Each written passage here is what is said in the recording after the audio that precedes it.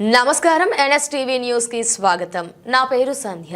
ఇక వార్తల్లోని ముఖ్యాంశాలను ఇప్పుడు చూద్దాం. డాక్టర్ బిఆర్ అంబేద్కర్ కోనసీమ జిల్లా ఆత్రేయపురం మండలం ర్యాలీ బాల ఇంద్రజాలికుడు రుషిత్ తన చెల్లి జాన్వికాతో కలిసి దాచుకున్న పాకెట్ మనీతో 80వ స్వాతంత్ర దినోత్సవం సందర్భంగా 80 జాతీయ జెండాలను పంపిణీకి స్థానిక మ్యాజిక్ హౌస్ లో శ్రీకారం చుట్టారు. గత 4 సంవత్సరాలుగా ప్రతి సంవత్సరం హర్ ఘర్ తిరంగా కార్యక్రమం ద్వారా రుషిత్ జెండాలను పంచుతున్నాడు. 3 రోజుల పాటు ఈ జెండాలను వివిధ ప్రాంతాలలో పంపిణీ చేయనున్నారు.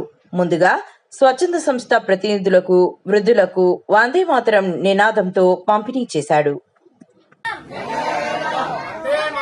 వందే మాతరం.